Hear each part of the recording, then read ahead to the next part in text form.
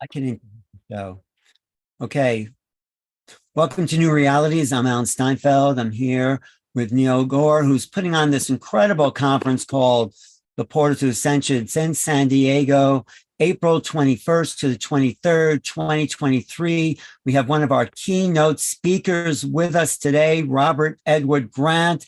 And I'm really excited about going deep into his work because, well, I'll talk to him. I don't call him a polymath. I call him someone who's connecting the dots of the complete reality that we're existing in. So, but before we go there, Neil, why don't you give us a little overview of what the whole conference in San Diego is about?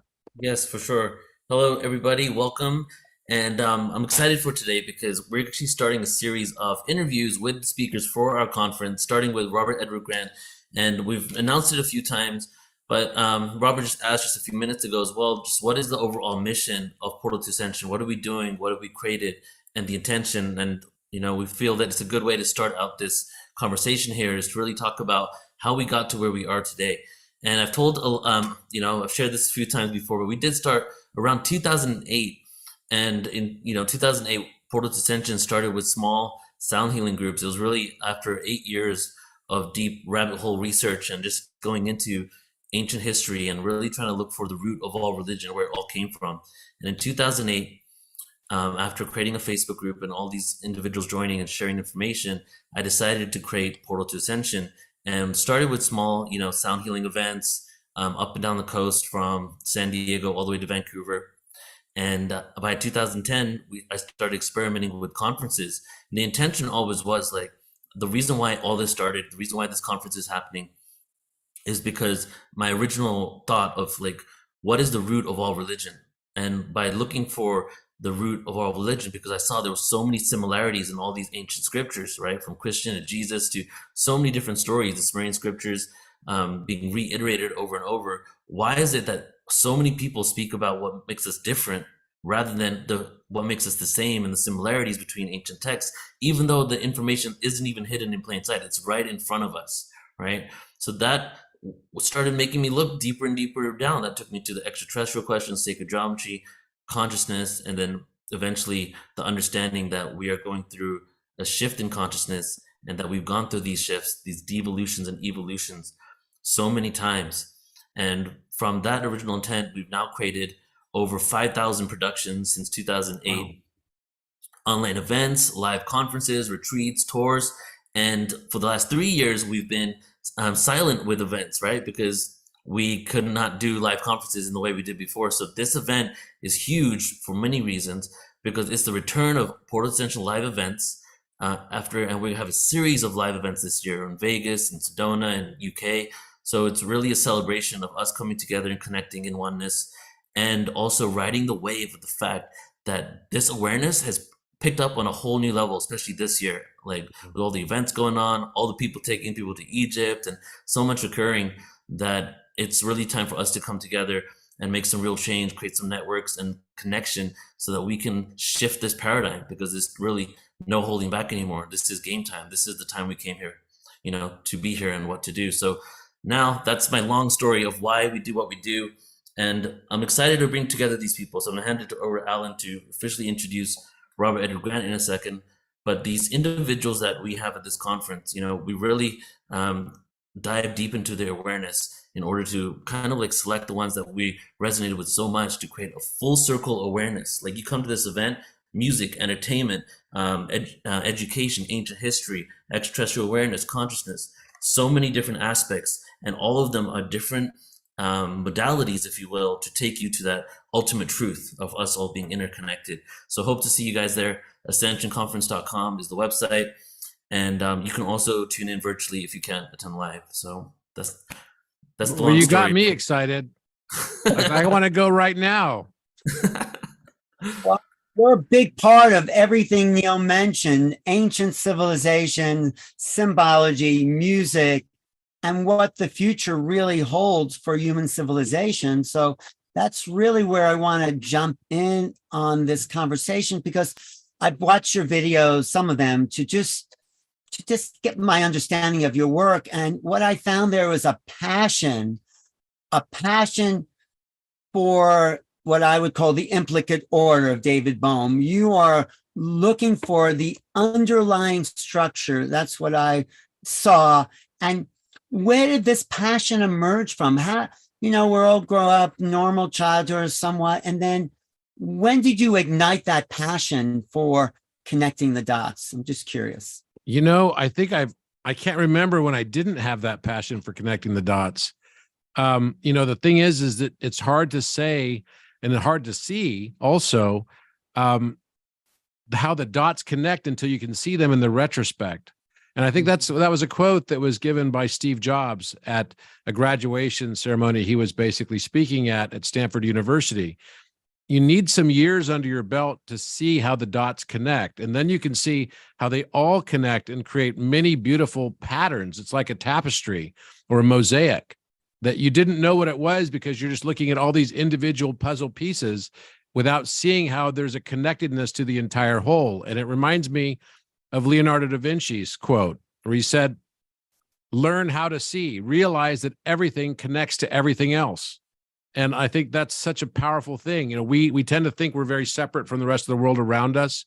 We don't see how we brush our teeth in the morning connects to the rest of our day. And we don't see how we ourselves, through this infinite vacuum space, are actually connected to everybody else through the same consciousness of this beautiful universe that is really just another way of looking at monadicity, of oneness. And I'm very excited about what's happening in the world right now because the consciousness shift is dramatic and swift. I think it's much faster than even I could have comprehended. It would have been only a few years ago. And it's exciting to see people really realizing that they are part of a connected whole. And when you're part of that connected whole, then you see how the dots connect every single day in every single moment. So I think part of this consciousness shift is what you point out a lot in your work. We're seeing new patterns, the patterns of perception.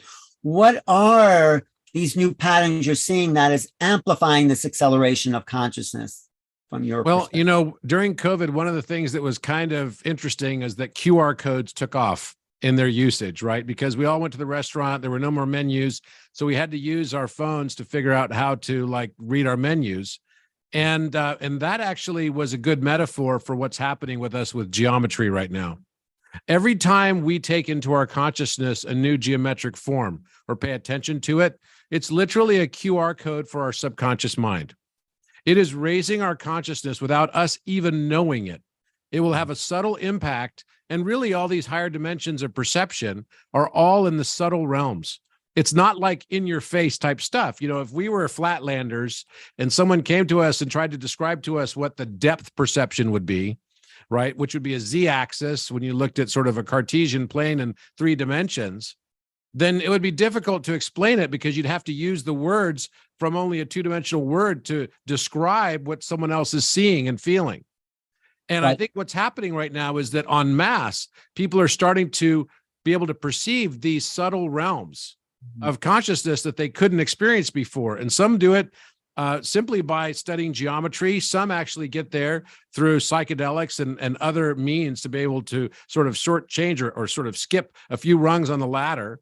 But eventually, everybody is going to be able to see some of these aspects of higher dimensional perception just because of where the Earth is in the solar system and where the solar system is in the galactic, sort of cycle around our central sun, which is actually not just our sun, Helios, but actually the galactic center, the galactic disk. Yeah, you talked about new patterns, new geometries. This is why I loved crop circles, because I felt whoever's doing it from whatever level, they're giving us new patterns that start to encode and wake up a deeper neurological connection. Have you looked at the crop circles? Oh, absolutely. In fact, one of the things that I wasn't even aware of until somebody who goes by the name of Spirit Stem, her name is Melissa, and she's on Instagram, was following me, and she's definitely an avid crop circle follower, very much into it. And she started noticing a pattern between the artwork that I was posting on social media. When I would post a particular drawing, within the next day, if it was during crop circle season, which is generally during the spring and summer and sort of early fall months, that the same crop circle of a very similar drawing would appear in Wiltshire, England, or in France. And this happened now 17 times in the last 3 years. Wow. And so it caused me, because I wasn't even aware of it. She was just pointing it out. She said, you posted this last night on Instagram at like midnight, your time. And then 5 hours later, it was discovered as a crop circle in Southern England. And that's kind of like something that really turned me on to it. So I started really looking into it. My colleague, Alan Green, and I started analyzing some of the crop circles. You may remember about a year or so ago, there was a crop circle that looked very Freemason style. And we analyzed that, and it was most definitely a Freemason symbol that later we were able to sort of decode. There was another symbology that looked like a Vesca Piscis, but it was slightly modified from a Vesca Piscis, and we analyzed that. We were able to decode that too, that there were messages in this. And so I started thinking, well, in the case where I was drawing these symbologies and they were showing up as crop circles, either I had kind of some overzealous followers in somewhere in southern England and in France, or maybe there's something else going on. And it actually made me think of patents. I have about 60 patents, and I just got another one I didn't know about. I thought I had one here, but I actually have two that just came in. And these patents, are interesting because it's been many times that I filed patents that another person somewhere around the world files a patent on the same day for the same invention. Right. So then we have some sort of dispute sometimes. And so it makes me wonder, it's like, how did they come up with the same idea at the exact same time? How is this even possible? And when you start digging into it, you find that it's a lot more common than you think. People that have never met from halfway around the planet in Russia and the United States will end up putting forward a patent of the exact same invention at the exact same time. I believe it's because our brains are not storage devices, rather they're radio receivers. And our heart is the tuning dial for those radio receivers. So when we tune in to these higher frequencies, we will start picking up things like new inventions. I don't believe that our thoughts emanate from our brains. They're literally non-local to our brain. And Right. I think the same is happening often with crop circles. And I think probably some of the ETs are helping to get them in place as well. Yeah, Some fake ones also, let's be real. There's probably some fake crop circles out there. But I mean, when I see some of these ones that are crazy complex, I'm like, come on. How is that going to be? But even some of those fake ones, some of those guys who fake it said, I don't know where I got that idea to fake it in this shape. So there's this. Right. They're just crop circle slaves to some, larger consciousness. Well, maybe all of us actually are, right? What your designs are coming through from this higher level, the patterns and the creative flow is the spirit really that's being downloaded into the physical form in a sense, it seems like. So, but what do you think is behind the crop? Is there a force? You think it's ET? You think it's a manifestation of a collective consciousness as far as crop circles? I think that it's a manifestation. I mean, I definitely believe in ETs, and I've had experiences that I've talked about with them as well. And I don't even call them, it's like it's funny because we talk about extraterrestrial, and maybe probably the better way to term them would be intraterrestrial. They've been here all along. And, I think what's probably happening right now is that they've all been, and many of them have been in higher dimension.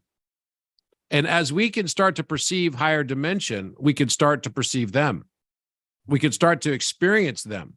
And they also, my experience with them is that they're very spiritual, and they believe in sort of a universal oneness as well. And you can almost think of them like Jedi Knights. In fact, Arcturians, they have a council, which is basically the Jed Council. They literally call it that. And they see themselves as like guardians of the galaxy.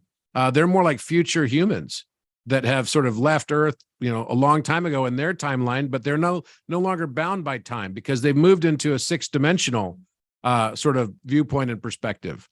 So I think what's happening is that as humanity starts to balance and starts to transcend beyond duality, that is a key. It's almost like, do you remember in Star Trek where they had this prime directive thing? The prime directive, I think, for planet Earth is there's a Maginot line or a threshold that they're not going to mess with us until we start transcending beyond duality. And then a significant part of the population has to transcend beyond this concept of light versus darkness, sort of black versus white, all these things that we have as polarities in society, which are part of the 7 Hermetic principles, which they also ascribe and believe to. I think once we start to transcend beyond that, 2 things happen. We start to perceive higher dimension. And in the context of perceiving higher dimension, our relationship with time fundamentally changes. Do you know Robert Lawler's book, The Geometry of the End of Time? Have you studied? Yes. Mm-hmm. So he maps that out sort of in different dimensional geometries, which you get into. I mean, 3D, pretty simple. And some of the crop circles actually point to hyperdimensional tesseracts. Yeah. In fact, there was a tesseract on the 4th of July weekend that showed up. It was one of the ones that I posted in my Telegram group, and which was a tesseract and an explanation, a new mathematical explanation for the imaginary plane of numbers. And the next morning, a tesseract showed up in Wiltshire. And it looked like you would recognize it. It was like a square with a tesseract base center, but then also had overlapping and intersecting waves going around it as well, which is forming somewhat of a torus type of a field. So you think they're giving us the secrets to things like time travel, wormhole technologies? Is some of these designs showing us this? I do, and I believe fundamentally that a lot of the stuff that I used to believe required like special machinery, like a time machine or whatever. I realize now that actually we are the time machine. And we don't need other devices to be able to astral project and to experience and to jump into different states of awareness across different dimensions of time space. And that's just the 5th, dimension of our experience that we have not yet experienced en masse, but now many people are starting to experience. So how do we change the modality of thought? I talk about the difference between cognition and recognition. How do we cognize this fresh way of thinking that will allow us to transcend the old dualistic mind? I think the answer is actually with the heart. I believe that what's happening right now that humanity is basically traversing through is a transition towards a heart-brain consciousness. So, our hearts actually have brain tissue in them around the SA node, which is right up at the top of the heart, right, above the atrial chamber, right, on that would be the right atrial side. You have this bundle of nerves and tissue there that acts a lot like a brain. And this is also where the sodium potassium pump starts in your heart, and it will contract the atrium. And then if you don't have complete heart block, which is a condition you probably don't want to have, then you'll have that same signal go down into your ventricles and pump your ventricles. Now, your brain actually has also the ability to feel, and our heart has the ability to think. So one of my favorite quotes is, when the heart thinks and when the mind feels, the river of wisdom flows. I'm going to show a design that was in your film, your little documentary. I think this is what you're doing, right? Yes. Oh, yeah, that's exactly. So it's a merging of heart and mind. This is the future of humanity. But how do we wake people up to our heart's, heart math wisdom is sort of the heart wisdom. How do we, because we are so intellectual, and you're an incredible intellectual too in that way, but how do you remember to drop into that feeling state? I think that's one of the reasons why I have drawn so much geometry, because that is, if you can look at your brain, on the left temporal lobe is where is your brain center for mathematics. On the right temporal lobe is the brain center for music. So music and math are just 2 sides of the same coin. But the center point of your brain, between those two brain centers of music and mathematics, left brain versus right brain, is the corpus callosum, and that is where geometry finds its center. So geometry is this incredible balance between both science and art. And because of that, it strengthens your pineal gland, and also will create an electrical canopy on your thalamus, right, in the corpus callosum to connect the left and right brains. So we've been taught in school that everything has to be, to get better in science, you have to study more science. And what I'm going to say to you right now is I don't believe that at all. I believe that's one of the things that's absolutely wrong. It's kind of like, if I were an athlete and I wanted to really be in great shape to run a marathon, I wouldn't only work out half of my body. Balance is critically important. So what we have is like a society where we are so left brain oriented and have been for the last few hundred years that we've lost, we've become almost hypertrophied on that side and atrophied on the other. And we're not practicing empathy. So as a society right now, I think that one of the biggest challenges is that, I often say this, that I don't believe the world's a difficult place because people hate each other. I believe it's difficult and can be difficult because people hate themselves. And mainly the reason why they hate themselves is because they practice no empathy towards themselves. They're very hard on themselves. And when someone's very hard on themselves, what happens is they project it to everyone around them and they start judging people around them with the things they don't like about themselves. And they're not even consciously aware of it. So coming out of this practice of thinking very left brain and moving into a heart brain awareness requires an opening of the heart, a feeling of empathy. It's a realization that your heart is as powerful as your brain and should actually be the lead on your day-to-day activities. And that requires a rise of the feminine, because the feminine aspect is more akin to the right brain if you're right-handed, and the left brain would be more this rational thought. The right brain is going to be the irrational, the imagination, the creativity, the darkness, and the light is in the left brain. This very much goes directly to the concept of Eye of Ra versus Eye of Horus. I've heard you talk about that. But do you think there was some kind, I'm not to get too much into conspiracies, but a kind of matrix, a kind of archonic matrix that's been laid over humanity to lock them into non-compassionate left brain rationalism that separated them from the divine feminine? I mean, I believe fundamentally that we are in a simulation of our own making, and that we come here so that we can learn different things that we wanted to learn. I've completely transitioned from the world is happening to me mentality to nothing's happening to me. It's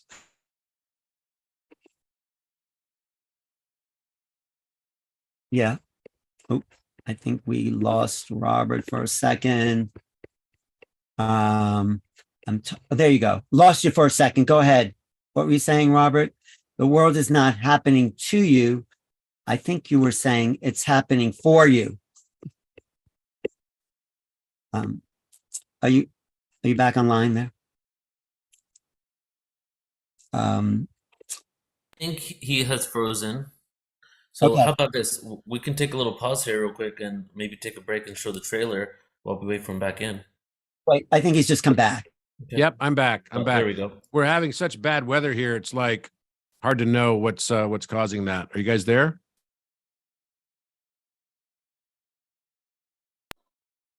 Yeah, we're here. Can you hear me, Robert? I sure can. Maybe I should get out and come back in. I think that might be better. Yeah, I think yours is working. Alan's actually frozen now. Oh, it's Alan's. It's frozen. Okay, I wasn't sure about that. It seemed fine. Anyways, you were in the middle of a thought. Do you want to just continue with where you are? Yeah, totally. He's still kind of frozen for me. Is he frozen for you? Yeah, he's frozen for me, but I'll get him back in right now.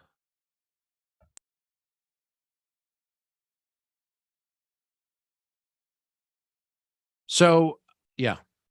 Yeah, you were saying something about, Alan was saying that you were saying not something happening to you, but something happening for you. Right. Right. So I know it's very easy to think that the world is happening to you when actually I fundamentally believe the world is happening for us. I believe that every experience I've had, if I look back on even the worst, most difficult experiences, actually, I look back at those now and say some of them were the best experiences of my life because they led to my, biggest challenges that then also yielded for me the greatest learning. and very often that has been the case. I can't think of many cases where a big challenge didn't end up being the best thing that ever happened to me in some way, shape, or form for that point in my life. Are you still there? Yeah, I was just talking to Alan, getting him back on.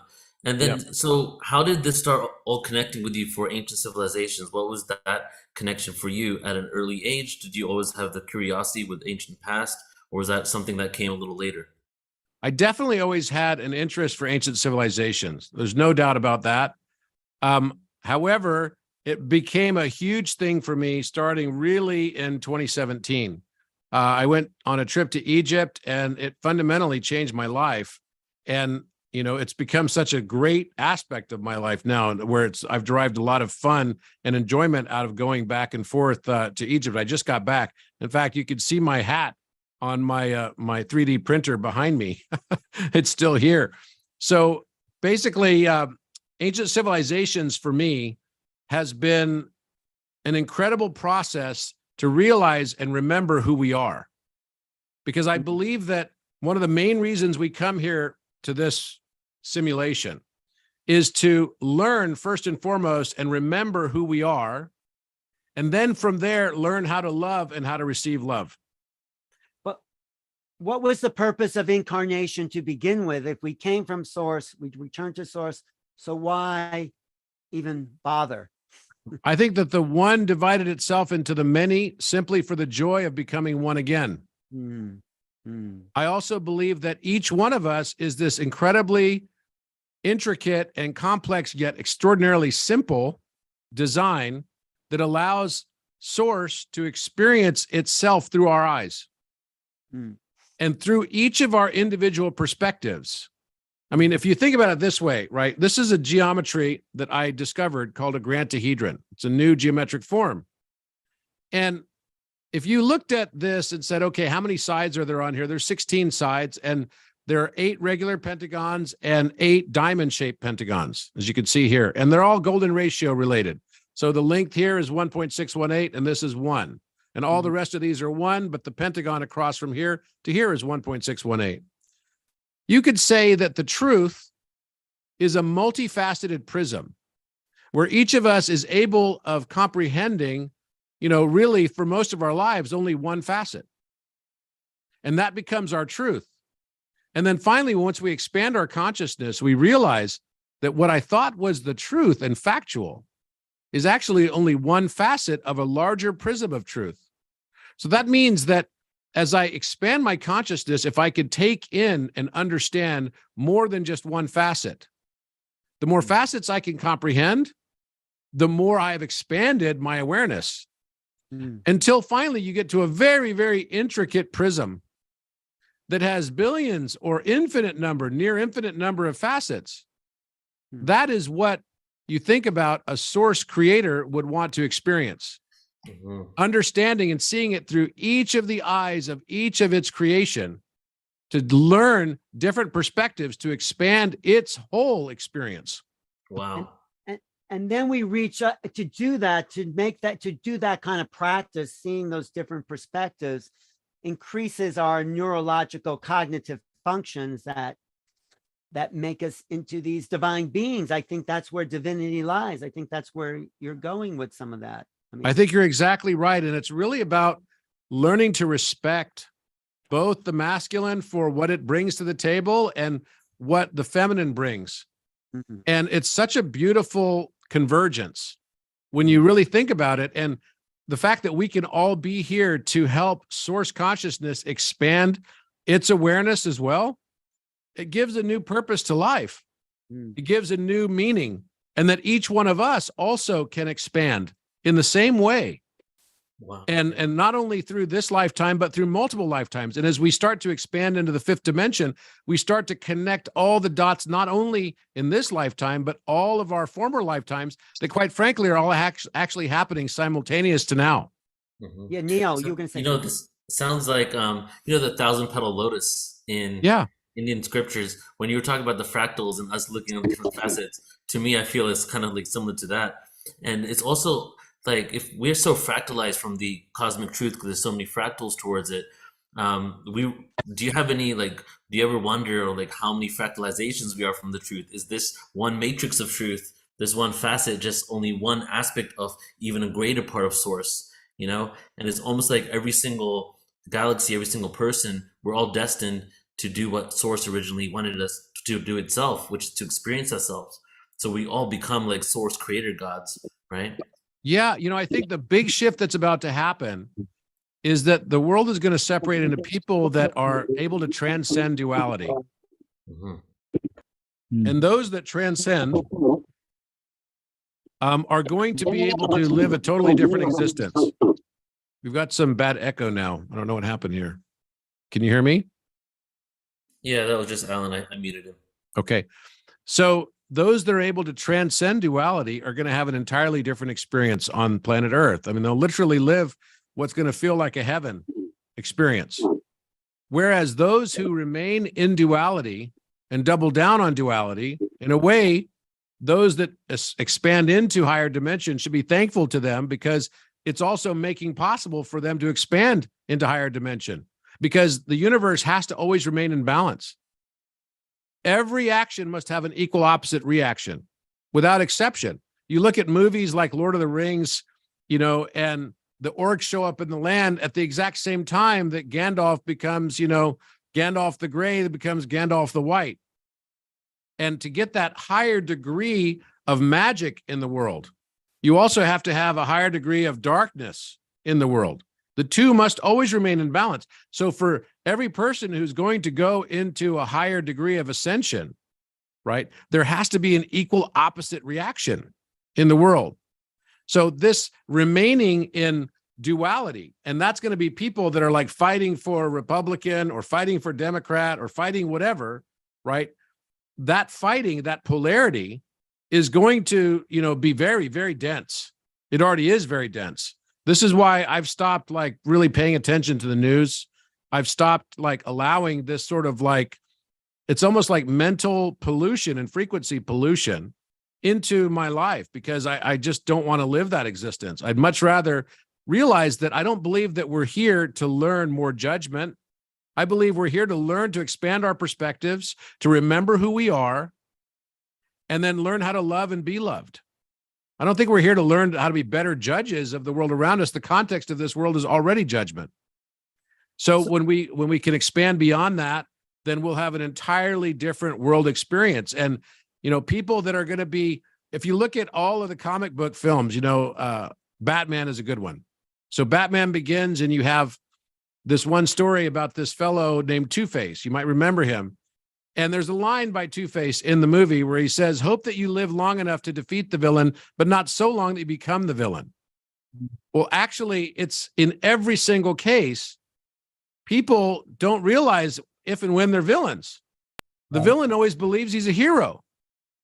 Mm-hmm. Yeah. So you're saying we have to transcend duality, but there's always a equal and opposite reaction, which is a sense duality, but maybe on a higher level, fifth dimensional level, you're talking about entanglement, which is thesis about sense duality, because everything's connected. And if we collapse the wave function into things and think in linear ideas, we miss the bigger abstract picture, which is the expansion of multidimensional awareness. Is that I think it's so difficult because we're all sort of conditioned, I think, to think a certain way. And especially it could be our families or whatever, but we're at that stage, where like Yoda says, you must unlearn what you have learned. And I think that's a very powerful reframing, because once we can do that, then the whole higher dimensional realm is open to us. It's literally with the throat chakra. There are 3 layers within the throat chakra. There's a self-awareness layer, and not that many people have actually achieved true self-awareness.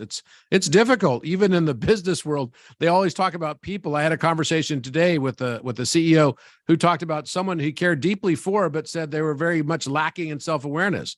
So not that many people actually truly achieve self-awareness. And then the next layer is self-actualization. And very few people really learn how to manifest. And even if they do learn to manifest, it's still dependent on a time function. But as you get to the next layer, the third layer of the throat chakra is called self-transcendence. And self-transcendence is independent of time-space. So you can there manifest things literally instantaneously. And it's an entirely different existence. But it requires the transcendence of duality. You have to step out of duality to be able to reside in that space. And that's what the great masters that you point out were teaching us, what you said about Leonardo da Vinci, learn the art of science and the science of art. I think that's really brilliant from what he says. And then, what da Vinci showed us in art and in science was sort of the unification of the heart and the mind, would you say, right? I think that's exactly right. And, another way you could put that statement is you could say, learn the brain of the heart and learn the heart of the brain. Yeah. And that will allow you to learn how to see. You talk a lot about the Last Supper and its relationship to the King's Chamber. Did Leonardo ever visit the King's Chamber? How did he know how to align up the Last Supper in relationship to that great chamber? Leonardo wrote, there are several books of Leonardo's works. One of them is called Codex Atlanticus. And in reference 1336 and 1337, he is written a draft letter to the Lieutenant Devatdar of the Sultan of Cairo, Babylon. Now, why would Leonardo write a letter to the Sultan of Cairo? And actually, he uses the term Babylon because Babylon is in Cairo. There's a part of Cairo called Babylon, and it was where Sultan Qaitbay, who was a very famous Mamluk sultan, which is a class of, it's kind of like during the Ottoman Empire time, these were cousins of the Ottomans. They were based out of Syria, and they got control of all of North Africa, including Egypt. And they put their headquarters in Cairo. And Cairo was largely built up as a metropolitan city at the time by Sultan Qaitbay. Over 250 structures today standing still from 1482 until 1500 were built by, commissions that were put in place by Sultan Qaitbay. He was very heavy in trade and had very strong trade routes, both with Milan and Florence and Venice. And so his boats would dock in Venice, and then you could find paintings in Europe of Sultan Qaitbay's arrival in Europe several times, right? Especially through Venice. Because he was setting out to actually create a very metropolitan, modernized city in 15th century Egypt, he wanted to bring on the very best architects and mathematicians and scholars to help him build this beautiful new city that was his dream. Among those were more than 100 European scholars and polymaths. So if you look at the Babylon fortress in Cairo today, it doesn't look like anything you would imagine from Egypt. It looks exactly like a Tuscan castle. So he hired Leonardo da Vinci, and da Vinci chronicles the story of him being hired by him in this letter. Okay, so there's no dispute as to whether or not da Vinci wrote this letter. Right. Now, what is that dispute is what he was referring to, because what the letter basically talks about is his surveying of Mount Taurus. Now, most people that are in art history don't know that the original name of the Great Pyramid was Bull Mountain. They also don't know that that's a reference to Osiris, because the Apis bull is Osiris. And the other name of Osiris was the Great Bull of the West. So when you start adding all this up and then realize that the original name of the Giza Plateau was never Giza, but it was Ras Tau, which is Taurus backwards. So now you start to realize, wait, and the description he gives of Mount Taurus is not some mountain in the Armenian mountains or in Turkey, which why would he be there to survey when that was under the solid control of the Ottomans, his arch enemies? And actually you realize that the whole thing was encrypted. He talks about actually having been in a town, it was actually a bustling city, he refers to it as, called Kalindra. There was never a town called Kalindra in Turkey or in Armenia. I've looked, believe me, I've hired historians and everything to look for any reference to a place that had the name Kalindra, which is like Kali, and the word we get out of it is calendar, right? It's Kali and dragon, right? Kali and dragon. So this Ouroboros, you could think of that as an Ouroboros. Snake biting The its tail. cycle of the snake biting its tail, the cycle of destruction. So on my last trip to Egypt a few weeks ago, I was hell-bent to find Calendra because I knew that it was encrypted, just like everything else. Mount Taurus, right? He refers to the 3 peaks of the Mount Taurus as being, situated due north, and that there was equal sunlight on the east and the west every day. And it was built of the most amazing and resplendent white limestone, right? And he's talking about the structure of Mount Taurus. We don't tend to speak about mountain structure. Right. Right. Structure implies that there was some intelligent design behind it. And so I started looking for this place called Calendra. And I thought maybe because it was supposed to be directly due east of the Nile River, and he had encrypted it, calling it the Euphrates River. And so I started asking around what town there might be there with the name Calendar. And I found that there's a town right next to Babylon. It's literally within 1 minute walk of Babylon and the fortress of Babylon, which is called Calendar. Wow. And this town is actually called Ma'adi, which means calendar appointment, like a daily calendar.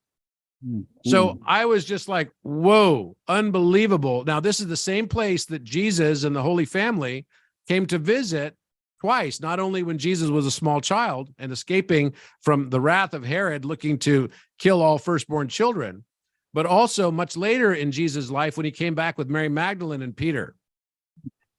But you're saying Leonardo evidence from what you found, and you're making incredible discoveries that people looked at for years but didn't put together. So thank you for adding to the history of human civilization. And so Leonardo, probably as a young man before he became a well-known painter, probably went to Cairo, got into the great. He was in his 30s. Yep, he was in his 30s.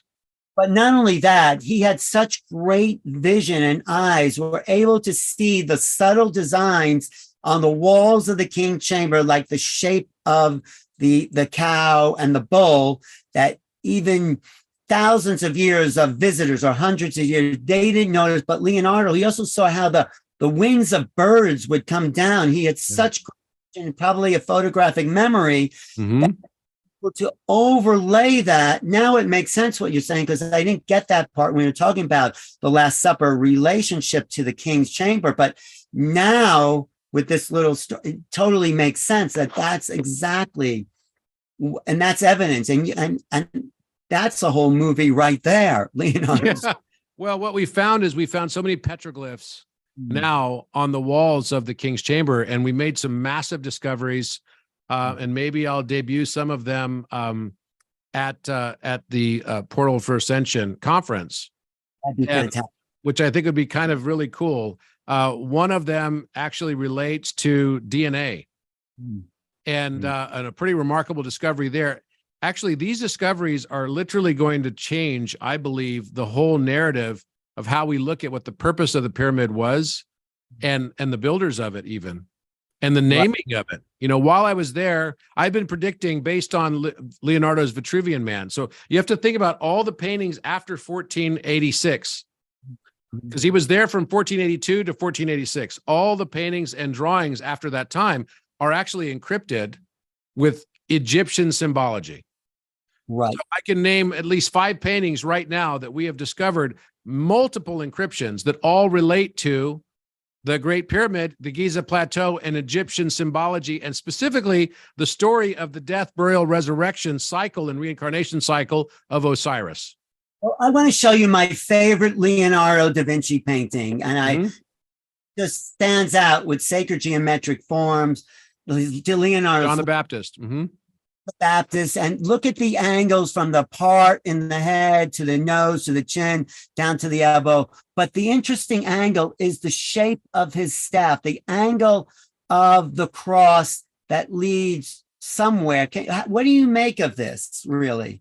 Well, first of all, if you look to the upper right side there, right by where his hand is, there's a face of a man. Up in this area, up in the upper. right in the upper right side. And so you could see a nose right to where his second knuckle would be on his index finger, go directly to the right. And you could see a nose, and you could see nostrils, and you could see a mouth, and then two eyes up on top as well, right? One of the right eye of which is right underneath this cross. So for me, it's very clear, right? I could see it very, very clear.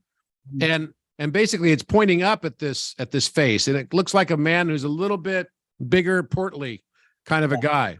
Yeah. But this angle right here of this John the Baptist is also a fundamentally important angle. And the way that he's pointing up as well is obviously telling us something. Another place that we see this finger pointing up is in particular in the Last Supper, where you see Thomas pointing up to the wall, and you're wondering, in the exact same way as this, you're wondering what it is that he's pointing at. Why is he pointing there?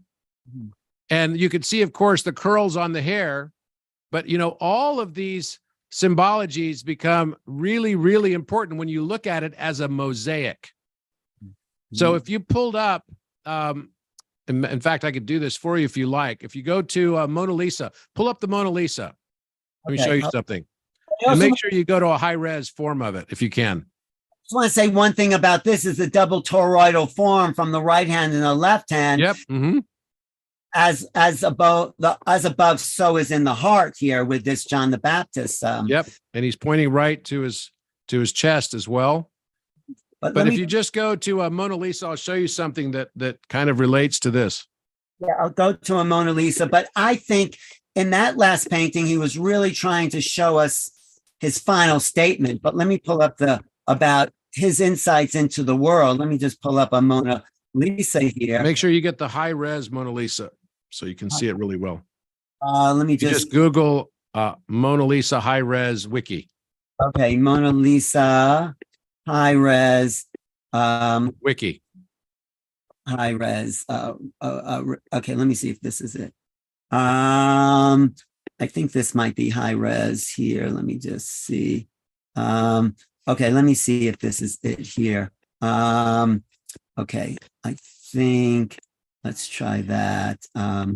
Okay, let me just go here. Anyway, okay, there, is that good? Yep, it is. So if you zoom in a little bit on it. Yeah. So okay. What I noticed over here is if you look to the left of Mona Lisa, right? So if you take your cursor and move over to the left side, it looks like there's some sort of a letter C hanging out with looks like a chain attached to it. On the left side, you're saying? On the left side, yeah, on the left side.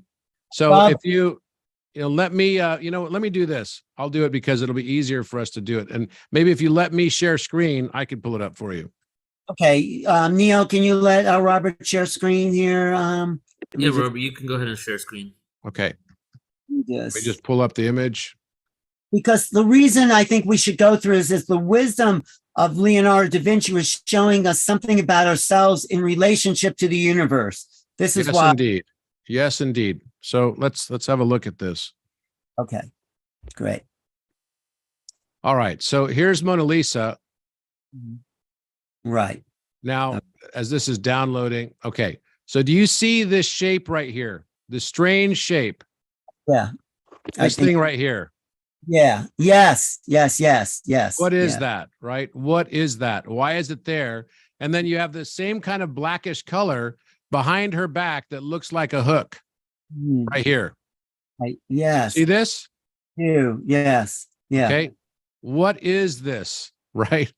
Well, it's interesting because if we now look as well at, let's look at the Vitruvian Man.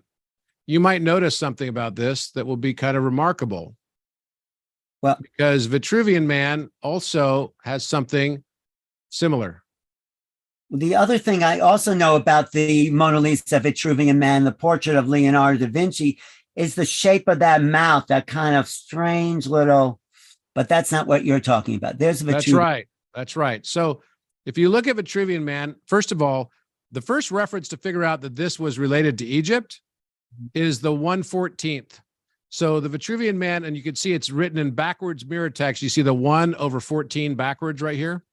I do. Yes. Okay. Yes.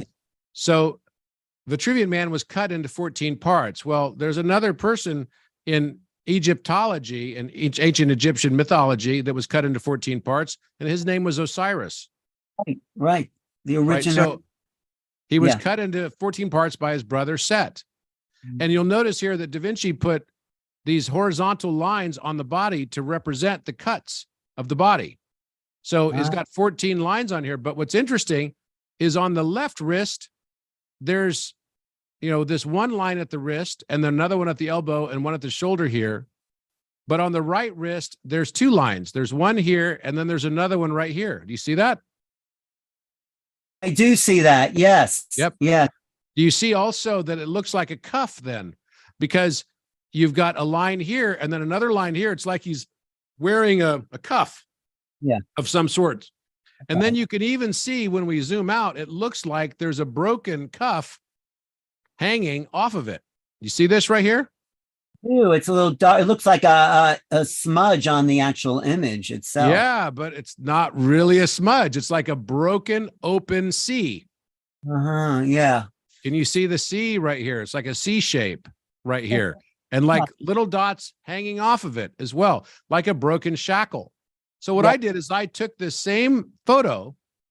I said, okay, well, what happens if I were to take the fingers of Vitruvian Man and assume that that's the width of the Mona Lisa? Yeah. Right. Yeah. And then I would place that exactly on top of the Mona Lisa, and I would rest the feet exactly where her hands are resting, right here. Yeah. Would it by chance have the hand end up going inside this shackle? Oh. I mean, And guess what? It does. he did. How many years apart did he do these, the painting and the drawing? The drawing was done in 1486 or 87. This was done, it was never done all the way up until, the day of his death. So he kept it with him all the way through his death at Chateau d'Amboise, which is where he met Anne Boleyn. So, but basically, see if I might be able to pull it up here. I did some stuff recently that I might not be able to. saying we are kept in shackles. Is that what you're saying there?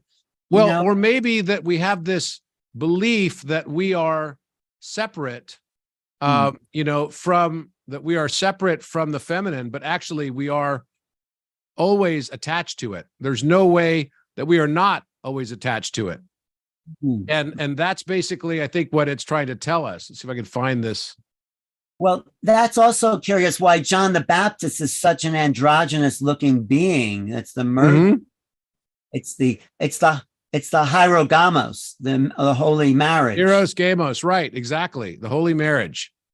And that's what he's showing us in all his paintings, that we are this interior, this part of ourselves is divine. It's married, the divine feminine, and so exactly. You know what, this, I'm going to have to try to find this because I went over my 2 terabyte limit on Apple. So I had to get this other, while I was gone, they had to set up a new hard drive for me for this stuff. But basically what you'll find is that it fits perfectly over it. And then the circle of Vitruvian Man perfectly goes into, it basically is right around the crown of the Mona Lisa. It fits exactly perfect. And his hand fits exactly into that shackle. So it's almost like he separated out himself from the feminine. And he thought he was free because the shackle was broken, but now he's inside a box. Right. The freedom is actually when we come back together with the feminine. So you know what I'm getting from what you're saying, that Leonardo da Vinci created a narrative throughout his imagery. From the Mona Lisa, the Last Supper, the John the Baptist. He's trying to tell us some deep secret about human existence and geometry, art, consciousness. That's sort of what I get about what your discoveries have been. Say that again. I lost you for a moment. What I'm getting from your creative insights is that Da Vinci created a narrative of human evolution. Yes. Measure of man to the union of the divine masculine. Of opposites. Mm-hmm. Right. So what do we learn about ourselves now from looking at your kind of analysis of Da Vinci's work? I think we learn about ourselves that we're not separate. We are broken into genders, and that's a beautiful thing. And really, we should learn acceptance over judgment of the differences between the genders. We should celebrate the differences between the genders. And we should realize that they're all part of a complementary whole that leads to a divine manifestation and divine ability to realize your own God realization. And that's what I fundamentally believe. That's the overview, but in the details of Da Vinci's work with the angles and the numbers, he seems like he's giving us a code to discover something even more about ourselves. What would that be, you think? I think, first of all, as we ascend to higher dimension, one of the first things that we could start to do is remember our past lifetimes. And as we remember our past lifetimes, we start finding things that we leave to ourselves from different dimensions of time to find in our dimension of time. So literally you find encryptions that you left for yourself, messages through time. So I think a lot of these things are like messages through time. I believe he had access to higher dimension of thought and wisdom. And I also believe that's part and parcel of why he was able to, draw things like a perfect bicycle from like the early 20th century that didn't exist for hundreds of years. And I believe that that's basically what he's telling us, that the concept that we have of time as being a fixed and linear construct is really just a persistent perception that we have. And that actually by expanding our perception, we will have a different experience with time altogether, that time becomes malleable and everything is still retrocausal. So as you raise your frequency, the things that were in your world that were tied to your lower frequency, even in a retrocausal way, will disappear and new things will be replacing them.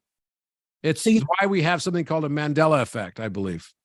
But maybe your work is actually a retrocausal aspect of what Da Vinci planned. So maybe the images of that bull wasn't on the wall of the king's chamber until you did your work to kind of discover it. And it could be. That's a mind blower right there. It could definitely be that. I'll tell you this. When I first discovered the Alpha Omega, I was on my way to Egypt, and I told a lot of people I knew I was going to go to Egypt in 2018 and discover something. I didn't know what it was going to be, but I knew I was going to discover something. And I ended up going to Israel for a week first, and then I flew to Egypt, and I drew Alpha Omega in my notebook all the way there on the airplane. It was in my consciousness solidly. When I stood in the king's chamber with one of my friends laying in the sarcophagus and I looked down at the rim, I had a flashback memory of being there when that Alpha Omega was pressed into the rose granite, not chipped, but pressed into the rose granite. And I looked down to the exact spot that I remembered it in, and there was an Alpha Omega that had never been seen before. So the question is, and then I grabbed the Egyptologist and I said, have you guys seen this before? And the first thing they said was, Muhammad Ibrahim looked at me and he said, did you make this? I'm like, of course I didn't make it. Like, when was I going to, I just chipped it out right now. It's perfectly 5.605 inches, which is the square root of pi times 10. And the room perimeter is 31.4159 meters. Exactly. So pi times 10 meters. And I was like, yeah, no, I did not chip this out. Come on. So trust me, I've gone back many times and looked at photographs of the pyramid and of the walls of the bull and the cow that my wife discovered, and the birds that my assistant discovered. And now we've discovered literally petroglyphs cover all of the walls of all of the pyramids. So our last trip, you'll be mind blown to see this stuff, literally mind blown. Yeah. And this time, for the first time, not only did we see DNA with nucleotide pairs and everything on the walls, but in addition to that, we also saw, we saw scenes that, I will debut in this meeting, which I think will be really amazing. But one thing I will give you a hint on is we saw staff of Hermes everywhere. Wow. Wow.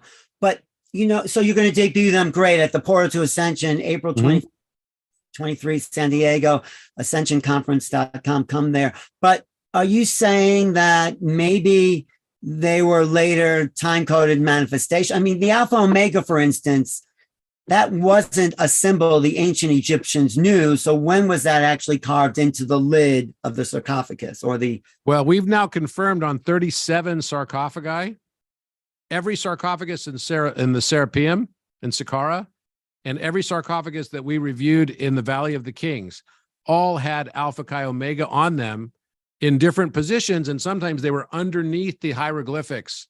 These are much older. Alpha Chi Omega is the symbol on the Arcturian mothership. But isn't that, It's not Greek.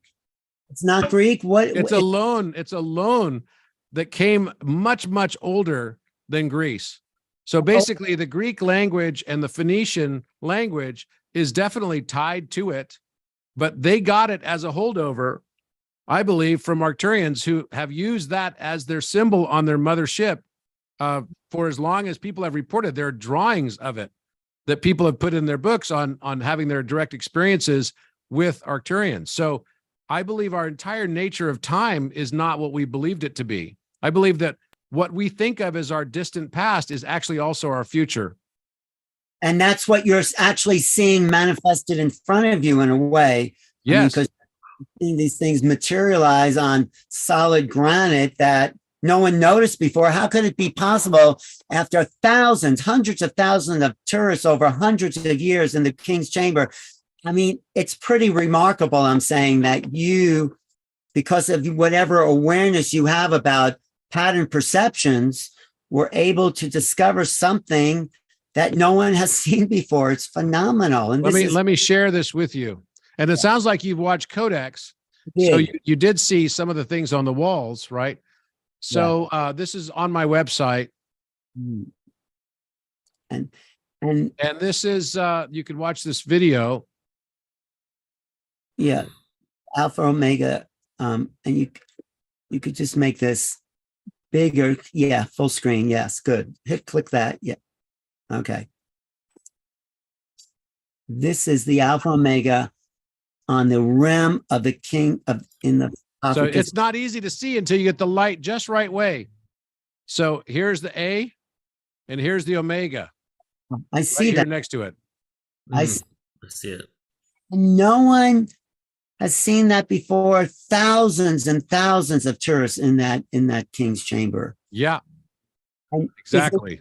Is it to the far wall or the wall closer to the entrance there? It's the far wall. Right. There seems like there's a block on the far wall when I was there also that seemed like it was not. Yeah, there's like a false block right next to the pyramid. I mean, right next to the sarcophagus.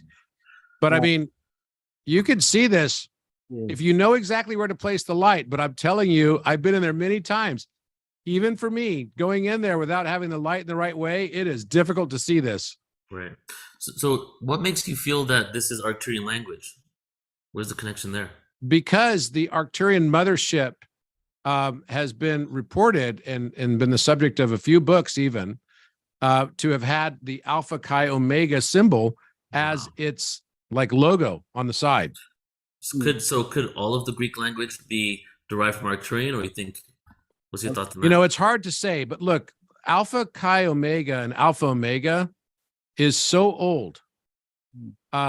Even in ancient Egypt, it's older than anything that you could imagine from the standpoint of hieroglyphics. Far, far older.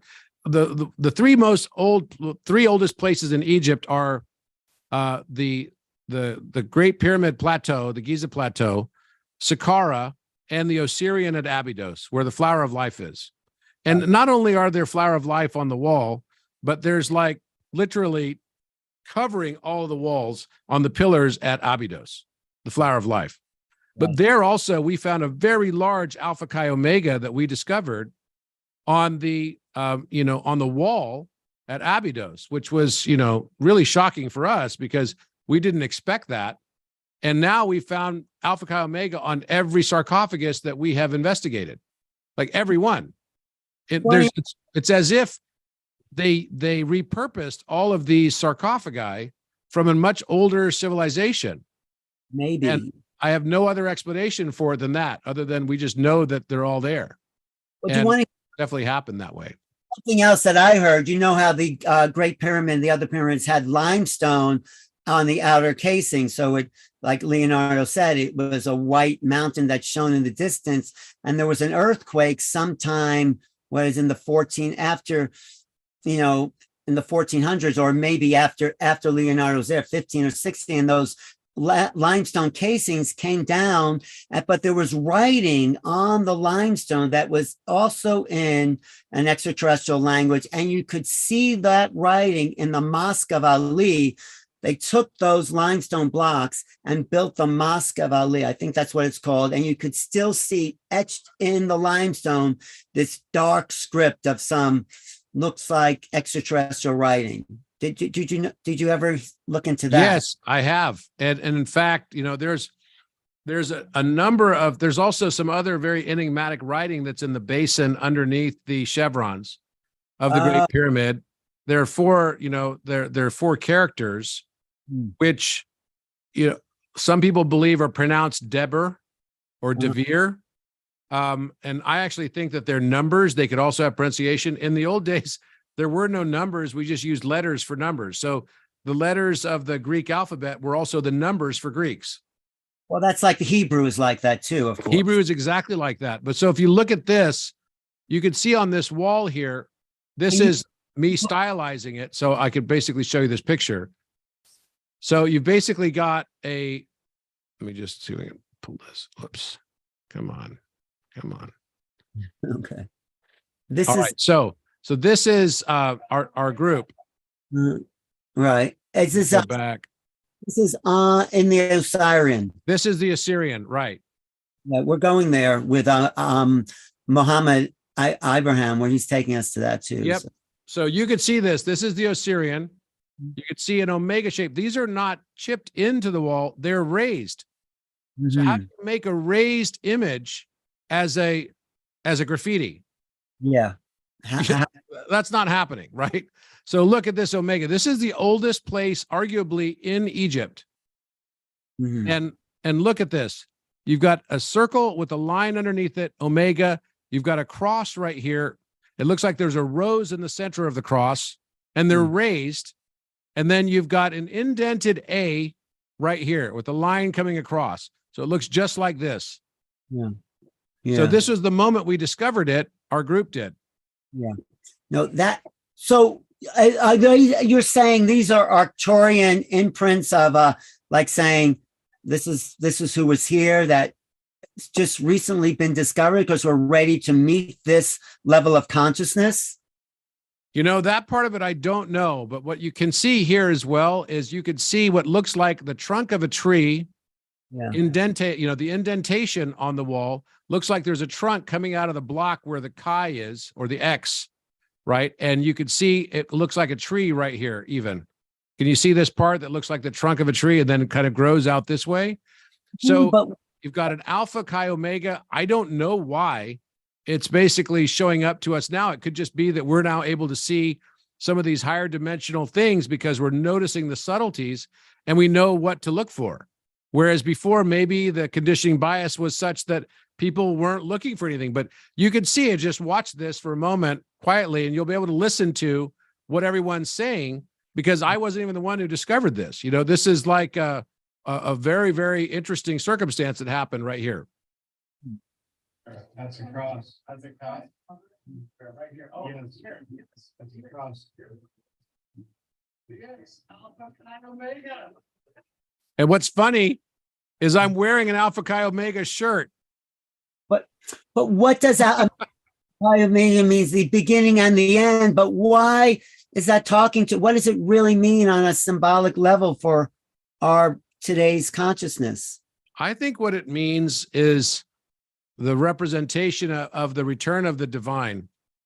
That this separation of, you know, we've had this yin yang world of duality. And now we've moved into a new paradigm, which is one of yin, shen, yang. Shen being the X. It's the crossover. It's like when masculine multiplies by feminine. It's not just plus, it's plus and multiplication. And then something really magical happens with that. And there's a return to divinity and a return to the understanding of what our real destiny is. Neil, does history write ancient history? I mean, you're a student of history, right? Yeah, I mean, I love everything you're sharing, Robert, because this is kind of information I'm attracted to. It's really full circle awareness, right? Like to me, the word ascension doesn't just mean some spiritual tools and vibration. It's everything: ancient civilizations, the mathematics, the science of the cosmos. And you're really bringing it all into what it all means. These are all different facets that we're bringing together in order to piece together those pieces of the puzzle, like you showed those different fractals. And from all those avenues, we get a greater understanding of who we are and where we came from and what we're here to do, right? So there was one other thing that you shared that really stood out for me, and you said, maybe we can close out with, answering to this a little bit. You said our distant past is also our future. And to me, this kind of feels like you're saying maybe that we've been incarnated into these lower dimensions by beings that we eventually become as we evolve into our future. So what are your thoughts on that? What does that I mean? think that's exactly right. I don't think that I think the funny joke on all of us is that this is not about blaming anyone else. I think it's really what we chose. And, one of my favorite Chinese proverbs is, the man who blames others has a long way to go in his journey. The man who blames himself is halfway there. And the man who blames no one has arrived. I think there's deep wisdom in this. So let me just show you this, because I promised on this, I wanted to show you this related to the Mona Lisa. And you can see here, trying to draw some conclusions. The same thing. So as we place this on top of, right, using the exact same proportions. Sorry, just so I get my head around this correctly, Robert. The omega is kind of pointing inward, it's not pointing downward. See it right here? It goes right over his wrist. The omega. Yeah. And it's an omega. The letter C is an omega shape. It's the exact same shape as the one in the pyramid. That's the beginning and the end. So when you match the Vitruvian man's fingers to the width of the Mona Lisa, and you rest his feet on the same place that her hands are resting, then the head is perfectly inscribed within the Vitruvian man's circle. Can you see that? That is an incredible discovery that changes art history. I say it makes Leonardo's paintings a narrative of conscious awakening, in a sense. Indeed it does, which is why we've all been so enigmatically intrigued by it. And look also at the eye of Horus, the left eye of Mona Lisa, and it ends up exactly at the crown chakra of Vitruvian man. Oh, yeah. You see that? Like literally right there.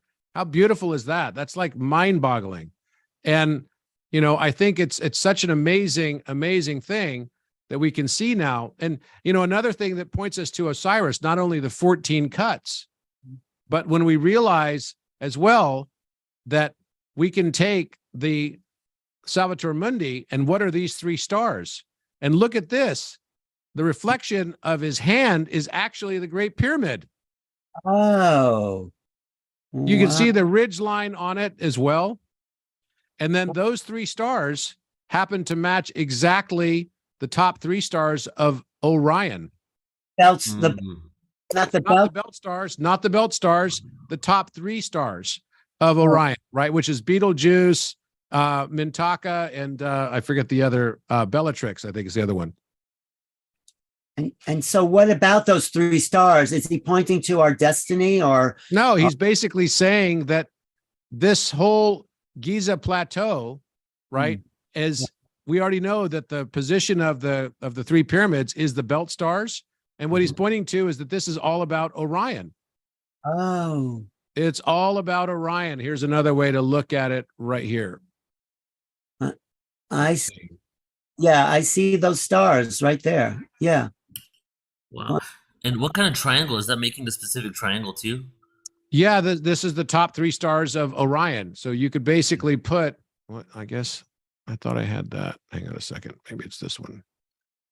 What, you have so much to share with our audience in San Diego, Robert. This is just getting me really excited about discoveries you're going to continually make about the stars, the history of art, consciousness, who we are, the divine nature. I mean, absolutely. Look, here we go. Can you see this right here? Yeah. Here's Orion. Those are the top 3 stars of Orion. It fits perfectly right on top of this thing that looks like the pyramid, which is his hand. Wow. It's even got a ridge line of here in this pyramid, right? I mean, it's pretty clear. And the whole thing here is about Christ consciousness and achieving the X, the Shen. So you can see the other stars all fall outside of the ball, right? They're like right on the rim, on the edge. Yeah. So you just wouldn't be able to see them. But basically, those are the top 3 stars of Orion. Again, telling us the connection back to Orion and the man with 14 cuts. And I'm sure you have some maybe we can talk about that another time, but I'm sure you have some opinions on why they're pointing to Orion, right? Yeah, because Orion represents, and we found that on the pyramid walls as well, Orion represents this death, burial, resurrection, and reincarnation cycle that mankind went into, right? And that's really what it's all about. And now it's about us. Here's another way to look at this. Mona Lisa's eye shows up right on top of Vitruvian man's head. And the space that fits between her eye and the top is exactly the moon. Oh. Wow. Beautiful. It's beyond art. It's like an activation code. Just by looking at this art, I feel it activates us. Yeah, it's just like geometry does the same thing. And here's that same shackle right here. And you could see there's a faint outline of a letter A here as well. All of his paintings and works are encrypted. And this was the story he's telling. Here's the Alpha Omega on the rim of the sarcophagus. If we look at the Last Supper, the exact position where Jesus is sitting and his shape is the Alpha. It's the shape of Alpha. So here's the letter A right here. And then on the garment of Mary Magdalene, you can see the faint outline where I'm tracing right here of an Omega. Well, I want to have a whole conversation with you just about the sacred geometry between the moon, the sun, and the earth. I mean, that's something that we can go into, and how that's an alpha chi omega relationship. Just like Vitruvian man is. You found the faint outline of the alpha on his left wrist, and his right wrist has the omega that's broken open, the broken omega, the broken feminine. And basically that's what we're discovering here, is how to reunite and find this divinity within, which is, this is a statue that I made as a sculptor, right? And I didn't even try to match the proportions, and you could see it's not that far off. And the face especially is pretty amazing how close it is to Vitruvian man's face. Look at that. Yeah. So, I mean, I know we can talk to you for hours, but what do you want to talk about at the conference coming up in San Diego? Some of this stuff, or what would you like to share about your recent work there? I think that all of this is just pointing us to remember who we are. And I think that's why, as soon as we start to do that and transcend duality, then the intraterrestrials that are already here are going to be very much available to our perception. Yeah, I mean, it is about transcending duality, but there's something so sophisticated and deep about these designs that it feels like codes. It feels like ways of activating the neural networks to perceive those levels of transcendence. And maybe that's what your work is about. Yeah, absolutely. I think that the geometry is the most powerful aspect of this. One of the most recent things that I had discovered, and I just posted on it last night, in fact, is what I'll show you now. And it relates to the central geometric and architectural plan of the Giza Plateau, which derives all 3 pyramids simply with starting with a simple circle and a line of the same length. So a circumference of a circle of the same length of a line which is matching that same circle and rod that you see in all of the ancient Sumerian reliefs, right, and petroglyphs. And you'll see that this actually becomes some form of a code that we can understand how the pyramid is actually built too. So just starting with this circle and a line, those are both 432 in length. From there, I just put another circle on top of it. Now I have the Great Pyramid. That is exactly the proportion with the precise slope angle of the pyramid. But it doesn't just stop there. It now goes to Khafre as well. The second pyramid can be constructed without any measurement, just using the simple method that I posted up last night. Is that 51 degrees, the angle of the It's 51.853974 degrees. It's perfect. and And that that allows you to square the circle. So this square has the exact same perimeter value as the circumference of this circle because it's the half base. And from that, you can also find Khafre pyramid in proportion to Khufu without any measurement. wow. I can draw all of this with only compass and straight edge. I don't need any measurements on a ruler to be able to derive this. And I just heard that 51.3 degrees is the structure of bone, the angles of the calcium in the bones is at 51 degrees. If that makes sense, yeah, I mean, that could, well, I'm not aware of that as an angle, but I'll have a look at the structure of the calcium angle. But basically what this does is, the three different pyramids have 3 different degrees. The Great Pyramid's 51.85397. You can see it right here on the right. The Khafre pyramid is 53.13, and the Menkaure pyramid is 51.34. And those are musical ratios. So this is and if you know music, this is a major third, a 5/4 Pythagorean interval. And then you have a perfect fifth that sits inside of this, and a perfect fourth, because its inverse of the perfect fourth, which is 4/3, is going to be exactly the perfect fifth as well, right? Which is 3/2. So half of this 4 becomes, it inverses the other direction. And then the Great Pyramid becomes 2/pi. So we've got 5, 4, 3, 2 pi. So pi is being another way of looking at the circle, or 1. So 5, 4, 3, 2, 1, you've got the tetractys. And these are all musical intervals that are available in the Great Pyramid, Khafre pyramid, and Menkaure, just in their base to their height ratios. It's all musical interval. It's like the rainbow spectrum of light and sound is what we're looking at when we look at the Giza Plateau. It's a whole other conversation, but I'm sure you have a theory about the bent pyramid and the different angles that are happening. Oh, there. yeah. We've analyzed that to a very, very high degree. The upper angle of the bent pyramid is 43 degrees, 22 minutes. And that's 432. And 432 is the foundational basis of the measurements that were used to build not only the pyramids in Giza, but the pyramids in Mexico as well. The base of the Pyramid of the Sun in Mexico is identical to the base of the Great Pyramid in Egypt, 756 feet. Robert, let's go into some of the steep stuff at the conference that Neil has to jump off, but I really could talk to you for days about all this because of the work. And how do people find you and your books and your work? You can find me on Instagram. I have books on Amazon.